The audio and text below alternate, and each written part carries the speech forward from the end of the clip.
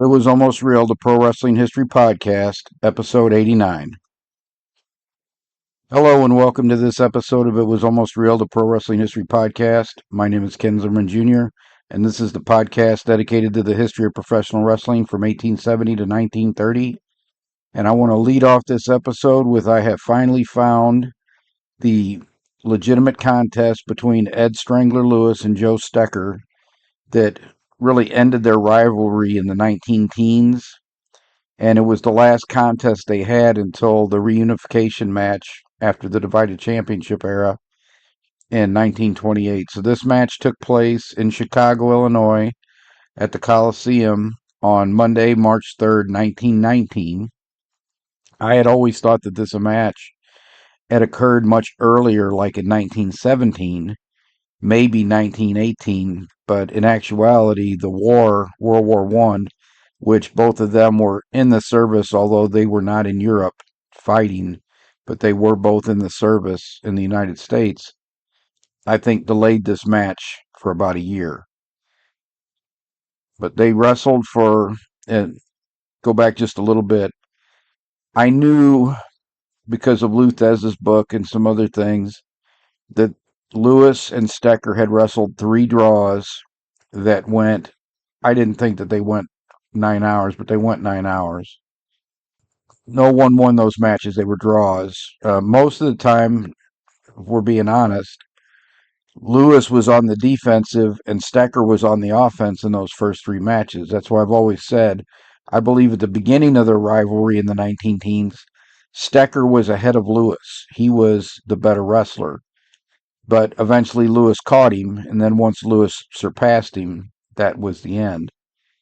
And so they wrestled a best 2 out of 3 falls match in Chicago, but one of the stipulations for the match was that if the match went over an hour and a half, that if anybody won a fall, they would be considered the winner of the match. So the match did not have to go the full 2 out of 3 falls if it went past the 90 minutes. Not a time limit, but it went past 90 minutes. If there was a fall after that, then whoever got that fall would be considered the winner. And at first, when I first found the article on this, I thought that it was a work because Lewis ends the match with a headlock. Now, he did all the things he normally did in a contest before that, bullying Stecher around the ring, not really going for anything at first. The typical behavior Lewis exhibited in contests, he did in this match. But then they said at the end he won with a headlock, and he would not have done a headlock in a legitimate wrestling match. But I think that he used a headlock throw into a 3/4 Nelson or some kind of other head hold, because it was not a traditional, what we think of as a headlock, is what he used. You can use a headlock in combination with a arm to do a scarf hold, which is a hold down from judo, and there's a version of it that you can use in MMA and pro wrestling. But if that person gets out of that scarf hold, they're on your back, which is the last place on earth you want someone in a grappling contest. But in this particular instance, after 2 hours and 12 minutes of wrestling, Stecher or Lewis back heel trips Stecher, and as his Stecher is falling, Lewis kind of grabs him in a headlock slash, what will we call it in judo or in wrestling? It'd probably be a head and arm throw. So he kind of had the arm as well as the head for a headlock. And then when they landed on the ground, he cinches around the head in an odd fashion, including the arm. So, you could have like an arm triangle, although I don't think that was it, because I think the referee would see this as some kind of choke. I think it was more of a neck crank, putting his head at an odd angle, because it said it was a peculiar hold, which was sort of a chancery with a scissors attachment, and kind of put Stecher's head at an odd angle. So I don't believe it was a traditional what we think of as the headlock. I think it was a combination of some kind of quarter Nelson, three quarters Nelson, arm and uh, arm hold in there with it, and that is what they used to, or that is what Lewis used to defeat Stecher finally. We have the finally now. I found that match. I'll write about it at some point, but Lewis finally defeated Stecher in Chicago, Illinois, on March 3rd, 1919. And that effectively brought, they didn't wrestle very much after that. They wrestled a work match where Stecher dropped the title to Lewis, and that actually is what started all of the conflict between Lewis and Stecher, because after Stecher dropped the belt to Lewis, Lewis never gave him another shot. Stecher got a world title shot when Stanislaus Zbyszko held the belt for a year, because Lewis dropped the belt to Zbyszko at the beginning of 1921, and then Stanislaus Zbyszko dropped it back to Lewis in the beginning of 1922, I think March of 1922.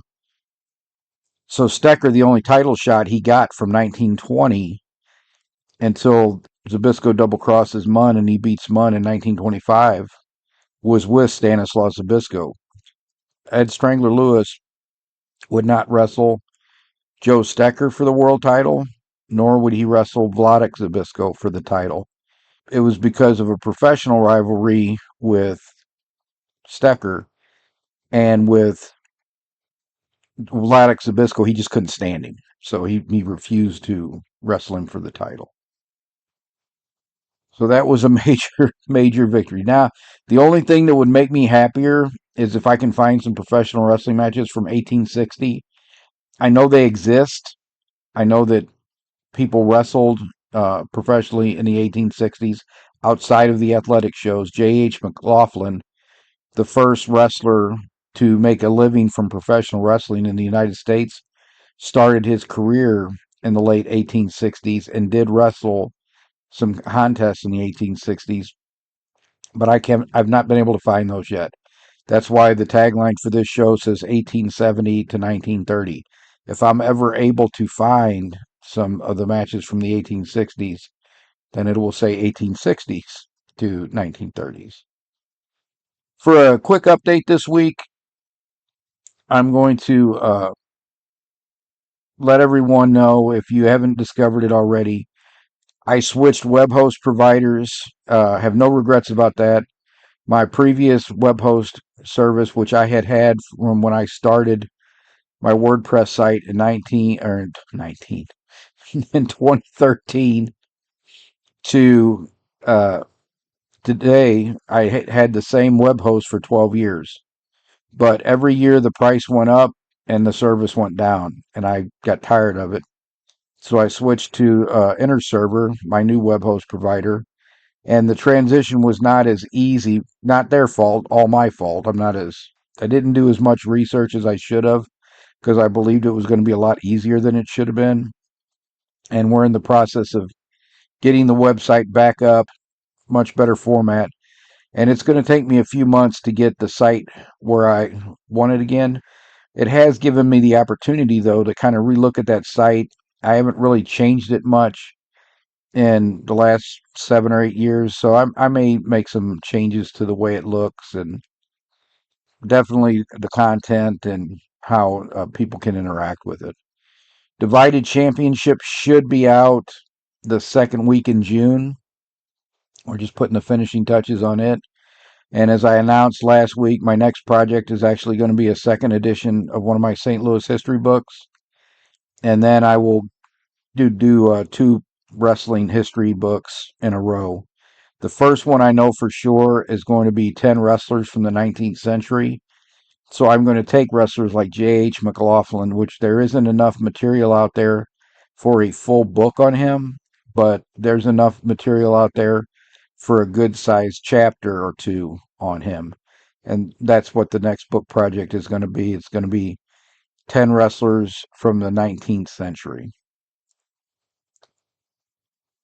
The history topic for this week that I was actually going to touch upon is Joe Stecher after the double cross. And I said the one thing that the Divided Championship is going to do is going to correct a lot of the mistaken information out there about Joe Stecher.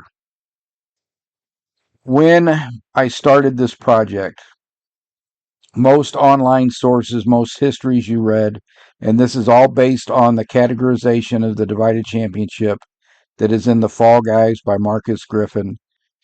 It's a great resource to start your research. It is one of the very few books we have about professional wrestling from the early 1900s to the 1930s.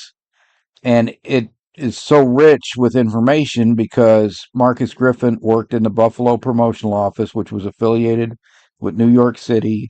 He spent a lot of time around Jack Curley, and Jack Curley provided him a lot of the information for this for that book, which, by the way, he did not release until after Jack Curley was dead. A lot of the information in the book, though, is like a lot of information you get from people within the business. It's embellished a bit, things are left out, other things are put in, and it's not a very accurate description of what actually happened. It's a great place to start your research, but you never want to take something out of the Fall Guys at face value without double checking it first. So the categorization or the characterization in that book of the Divided Championship era was that after Stanislaus Zbyszko double crosses Big Wayne Munn in Philadelphia in April 1925, the following month on Memorial Day 1925 in St. Louis, Stanislaus Zbyszko drops the title that he had just taken from Munn to Joe Stecher. And Joe Stecher does have the stronger claim to the world title during the Divided Championship era. On the same day in Michigan City, Indiana,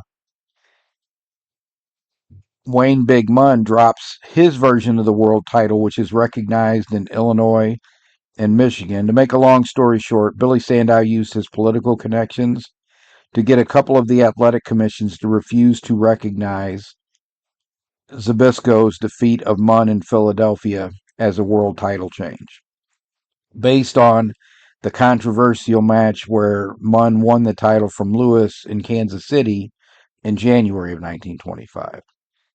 It's all hogwash. It was political machinations that Billy Sandow was able to pull off.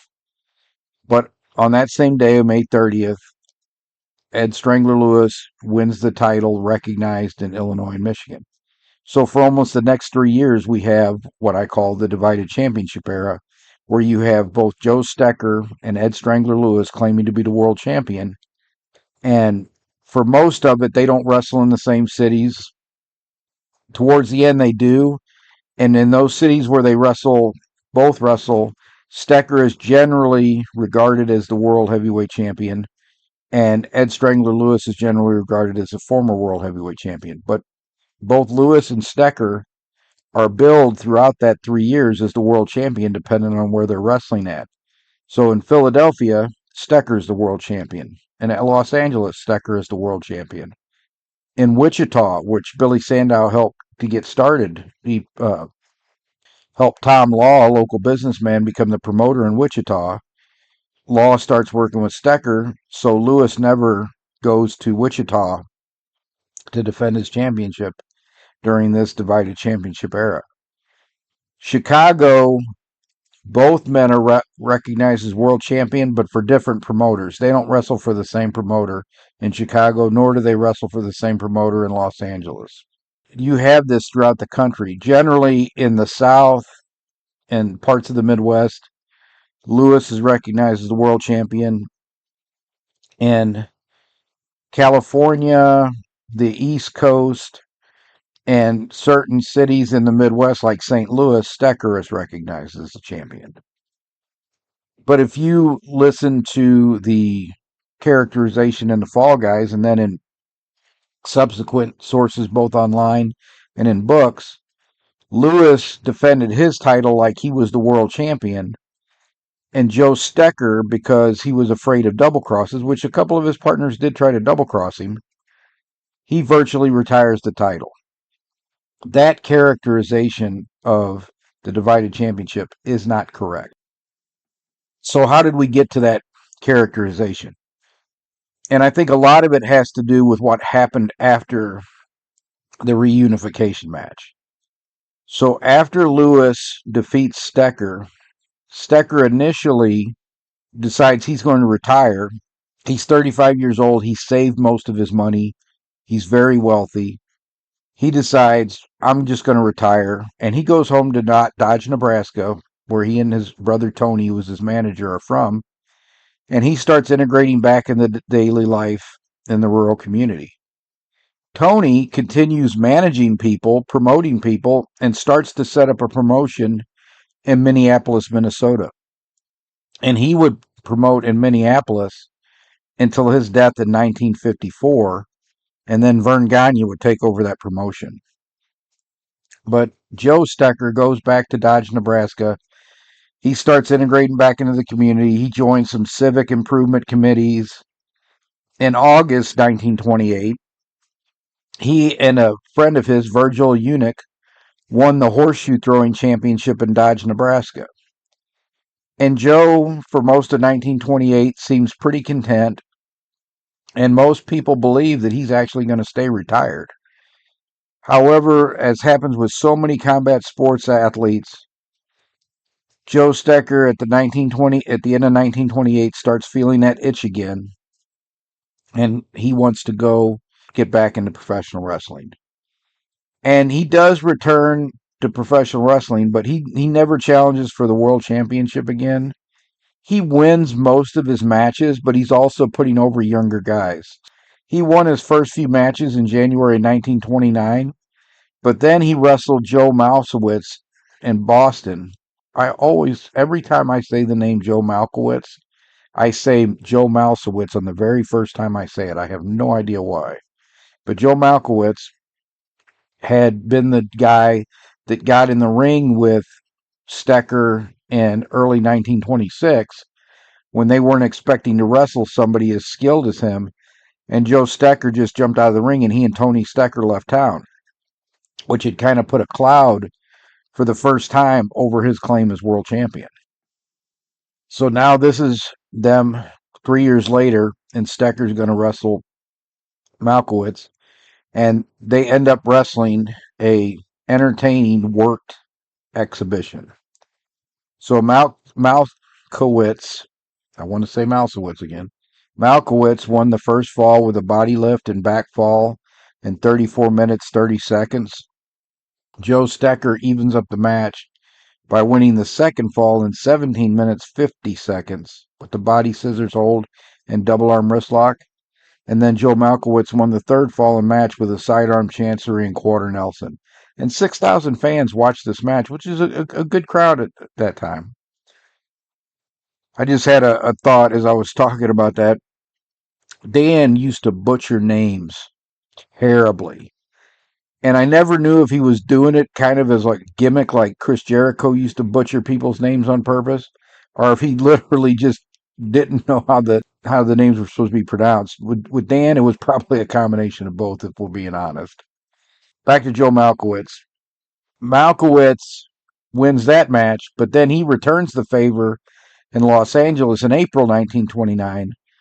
Stecher wins the best 2 out of 3 falls match to set up a rematch with Ed Strangler Lewis. But this is not a rematch for the world title, because in January 1929, Ed Strangler Lewis dropped the title to Gus Sonnenberg, football player of renown because he had won.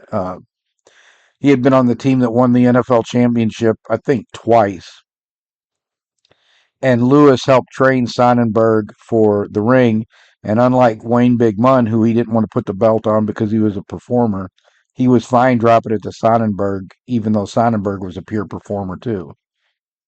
This match was a work, as all of their subsequent matches were, and they worked probably 4 or 5 matches after the reunification match. And that was one of the things I was happy to see, that the old rivals were able to put their former animosity behind them. Strangler Lewis always said Joe Stecher was a nice, amiable guy. They just had a professional rivalry. Stecher was the only one that had bona fides as good as Lewis's at the time. Stanislaus Zbyszko's definitely in that category as well. For whatever reason, Lewis never had the angst with Stanislaus Zbyszko that he had with Joe Stecher professionally, and then Stanislaus' younger brother Vladik Zbyszko personally. Lewis could not stand Vladik. I don't know, their personalities just did not ping off each other. The very first match they had devolved into it was a work that devolved into a fist fight, and most of their early matches ended up in fist fights because they just could not work with each other. But it was nice to see Stecher and Lewis put that animosity behind them and get back to wrestling. Stecher wrestled frequently over the next 5 years, and he won more than he lost, but he was starting to put over younger talent. Besides putting over Gus Sonnenberg in 1930, he also put over a young Everett Marshall in 1930. What really hurt Stecher, and what I believe is the reason that you had this false narrative continue for so long, is because Joe Stecher was not around to dispute this characterization of his title reign. His brother Tony would tell people, no, that wasn't true, but Tony died in 1954. So eventually, if you repeat the lie long enough, everybody starts believing it's the truth. So why the thing of Joe Stecher retiring the title instead of being the more active champion, which was actually what happened? Stecher wrestled a much more active schedule than Lewis did during those years, and he was recognized as a world champion more places and had the stronger claim. The reason that lie has persisted is because Joe Stecher was not around to dispute it, and the reason Joe Stecher was not around to dispute it is because he spent almost 40 years in a mental health facility after his second nervous breakdown. So what caused his first nervous breakdown? Well, around 1932, a group of confidence men convinced Stecher to invest his savings in a stock investment scheme, which was a fraud. And the men bilked Stecher out of his savings, which caused Stecher, at almost 40 years of age, to start wrestling a schedule that was 2 to 3 times more active than even when he was the world champion. He was taking every booking he could get in 1932, 1933. And so the pressure of that and the pressure of trying to recoup that fortune that he lost, and Stecher had showed signs of possible nervous strain even during his world title reign. So when he was double crossed by John the Nebraska Tiger Man Pesek in the ring in Los Angeles in October of 1926, when he submitted to the double arm wrist lock that he had let Pesek put on him, and then Pesek cranked it for real. And I don't know if he was upset because he let himself get in that position and he shouldn't have with a guy like Pesek, or that he couldn't get out of it, or that he was beaten and he knew he was beaten, because he didn't lose the title. The referee disqualified Pesek for an illegal hold that didn't exist, but the referee felt confident enough to do that, although it did lead to a riot. Stecher wept openly in the ring after that had happened to him. And he showed a couple other times where things got to him and he exhibited emotions that was not normal for wrestlers to exhibit back then. I've told people before, I've never saw my dad cry. My sister did, but I never saw my dad cry. I think you'd had to cut a limb off to see him cry. And that was kind of the way people were functioning, the way men were functioning back at this time. But he openly wept in the ring, and it was reported on in the newspapers and that. So he showed some nervous strain prior to this. The pressure of trying to recoup that fortune pushed him into a nervous breakdown in late February of 1934. He spent a month or two in an Omaha hospital before returning home to Dodge, Nebraska. At first, everybody thought everything was going to be okay. He recovered fully from the nervous exhaustion. Stecher started integrating back into Dodge, Nebraska society. Besides his wife, he had two daughters. He seemed to be enjoying himself at home. There was often talk about him out playing golf with his friends and his brother-in-law because Joe Stecher was an avid golfer. And in 1935, Joe and his wife purchased a home in Minneapolis so they could be closer to Tony Stecher, who was promoting professional wrestling full time in Minneapolis by this time. And Joe and his wife came back to Dodge to visit her parents at Christmas 1935. Everything seems to be going great, but then in 1936, Joe has a second nervous breakdown, and he never recovers from that one. They have to, his wife and his brother Tony have to put him in a mental health facility in Minnesota in 1936. And that is where Joe Stecher stayed until he passes away in 1974 at 80 years of age. So there was 4 years difference between Joe and Tony, but Tony, who was a businessman with lots of stresses, dies in 1954, and I think he was 65 at the time. Joe lived to be 80, and after he passes away in 1974, he goes and is interned in California, where his daughter moved, and his wife moved with her, one of his daughters. And the three of them are all interred, I think, with her husband, his daughter's husband, his son in law, in California. But because Joe Stecher was living in that mental health facility in Minnesota from 1936 to 1937, he's not around to dispute the characterization of him in these tales from the Fall Guys and then later. So I think that's why the lie has persisted all these years, and why I'm hoping that the book will set the record straight. My goal is for this book to set the record straight about Joe Stecher and the divided championship, that he was not 1B. He was really 1A. And Lewis, unfortunately for him, was 1B until the reunification match, which Lewis won. And I just want to end the history segment with a little anecdote that was in Lou Thesz's book, Hooker. Lou Thez was really close with Tony Stecher. Tony Stecher took an interest in Thez when he was a young wrestler, booked him, and he was one of Lou Thesz's allies when it came to dealing with the NWA, which Tony Stecher was a member of. And when Lou was a young wrestler up in Minnesota wrestling for Tony, Tony said, "Hey, would you like to meet Joe?" And Lou Thez idolized the shooters from and hookers from the early days, so he obviously idolized Ed Strangler Lewis. Everybody knows that. But he also idolized guys like Joe Stecher and Ad Santel. So he jumped at the chance to go meet Joe Stecher. And Tony took Lou Thez and two other young wrestlers out with him to meet Tony. And this was around 1939. So Joe was like 46 years old. Thez said he hadn't trained for 4 or 5 years. But Joe said, "What do you guys want me to wrestle with you?" Thez and the other wrestlers jumped at it. And Lou Thez said that Joe Stecher was in his mid 40s, had not trained for 5 years, and beat all three of those guys 2 or 3 times each with no problem whatsoever. But he said it was also heartbreaking because there were times you could talk to Joe and he would be a little bit lucid, but a lot of times he just kind of stared blankly and couldn't figure out what you were saying. That's how bad the nervous breakdown had been, and it had left him almost comatose, not really comatose, but very unable to interact with his surroundings or the people in them, which was a horrible end to such a great champion.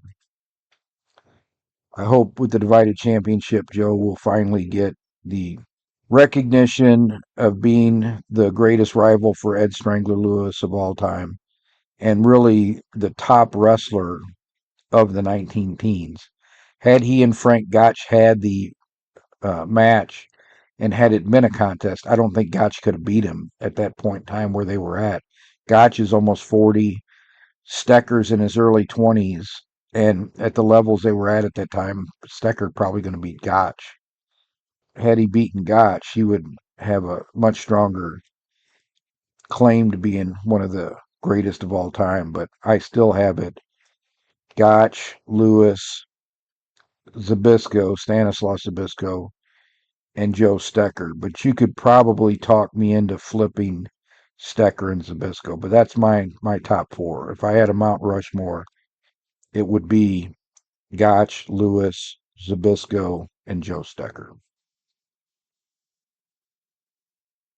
My recommendation for this week is another podcast, and I will have links for the recommendation and the show I'm going to review at kenzermanjr.com/episode 89. It may take a day or two to get the website back, but I'm trying to prioritize making sure to restore all the podcast episodes and make sure all the links are still good first, and then I'll work on the remainder of the website. But my recommendation is actually another podcast. It is the Shut Up and Wrestle podcast with Brian R. Solomon, and it is the episode about Dory Funk Sr. and the Amarillo territory that they just played a few weeks ago. Not a few weeks ago, 2 weeks ago. My review for this week, I'm not going to go too in depth on it, but this is probably the best episode you're going to ever see of Central States All-Star Wrestling. I'm hoping to have both of my sons on the next podcast, or at least one of them. I'm going to review a more typical Central States Wrestling episode on that podcast because I suffered through this when I was a kid, so they need to be introduced to some bad wrestling too. But in late 1983, Vince McMahon Jr., one of the first television shows before Black Saturday and him taking Georgia Championship Wrestling in the summer of 1984, Vince McMahon, one of the first shows he actually took over was Wrestling at the Chase, which had been a St. Louis institution since 1959.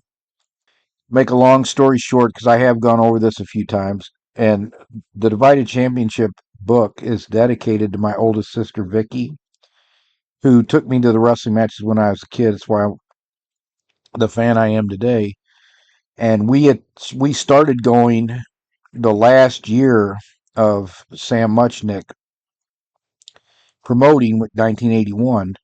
And then in 1982, January 1st, 1982, he had his retirement card, which we saw. And within a year, Bob Geigel in the Kansas City office had killed the St. Louis territory. He also alienated Larry Matisick, who was a longtime Wrestling at the Chase announcer and one of the partners in the promotion. So Larry started his own promotion and ran Outlaw for almost a year in 1980, end of 82, early 83, mid 83.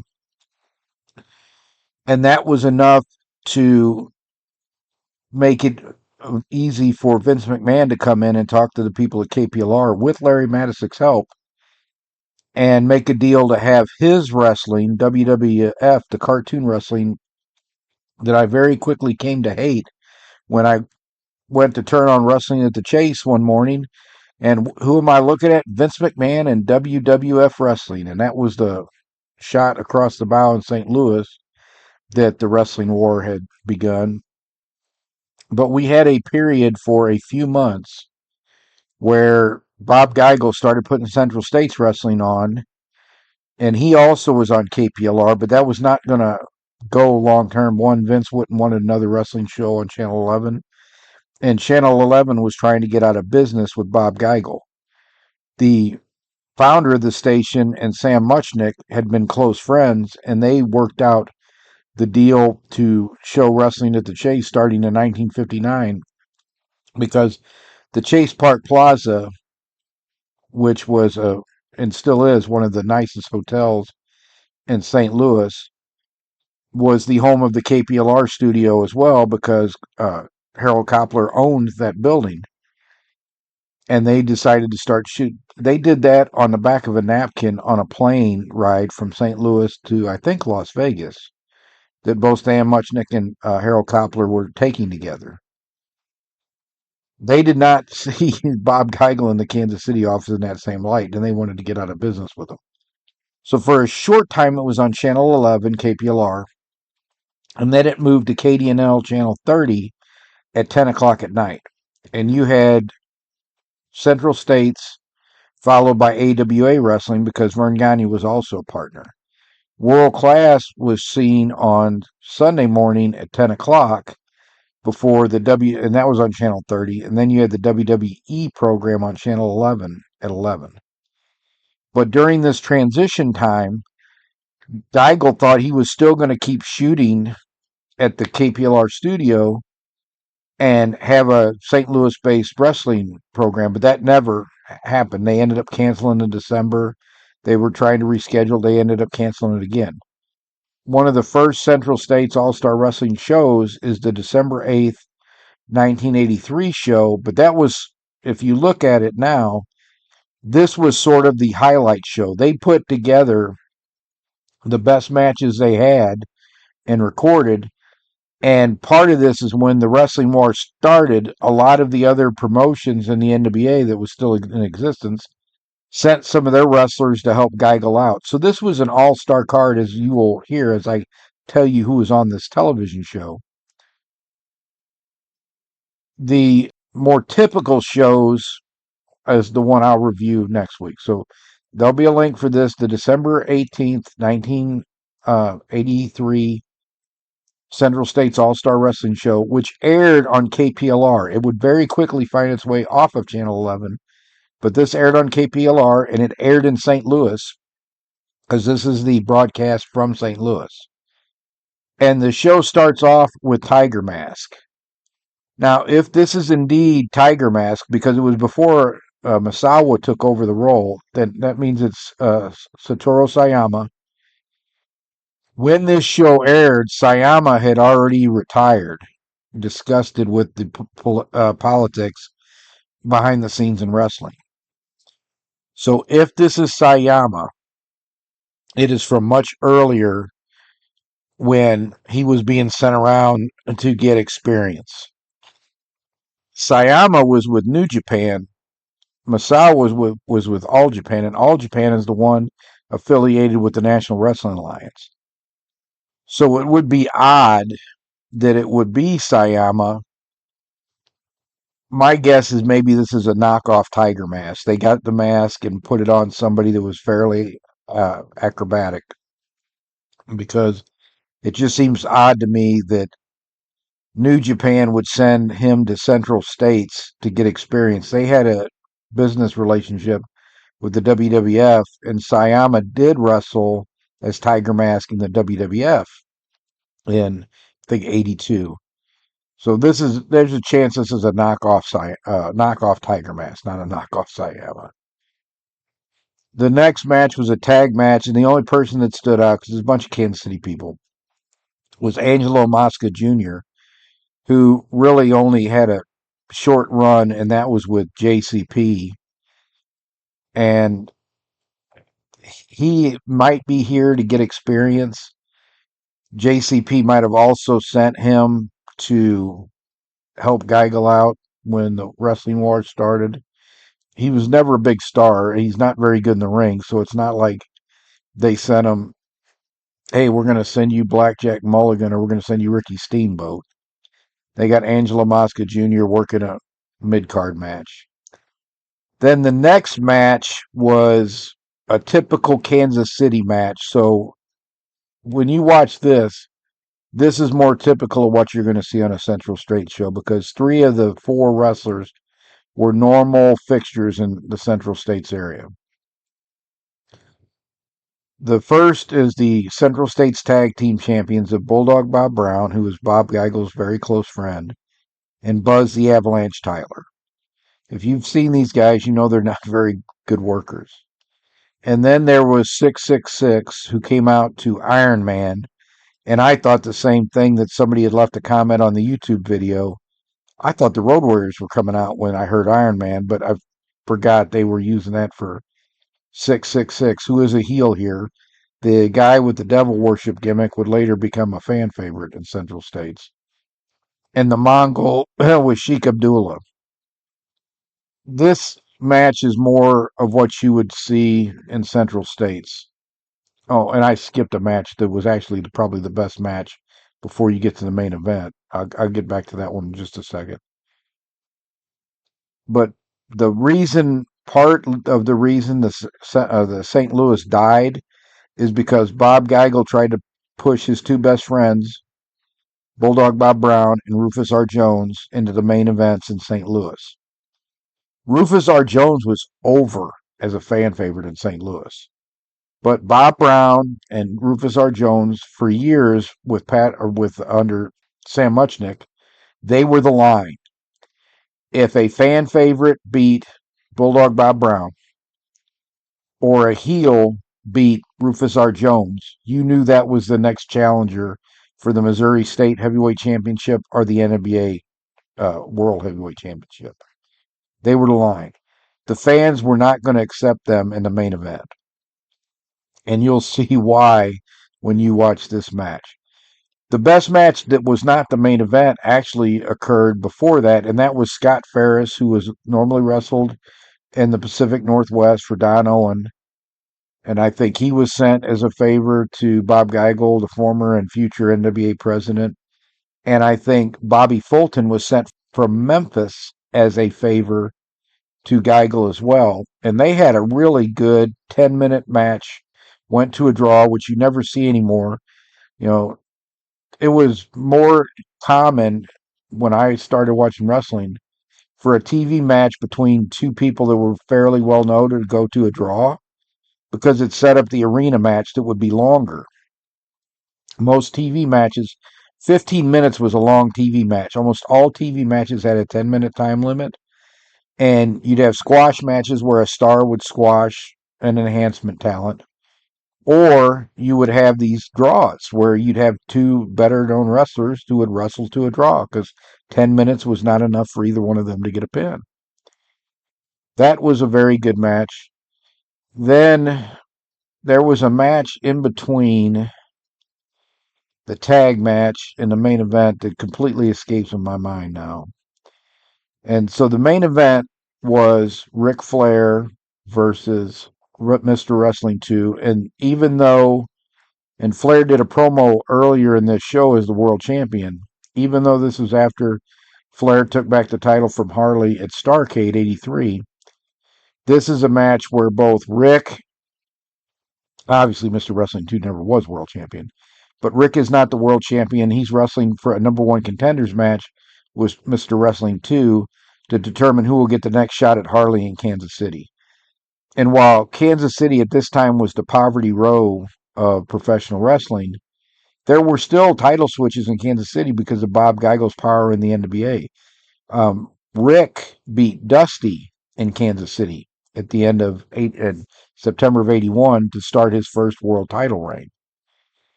This match, obviously, Georgia sent Mr. Wrestling 2 to help Geigel out.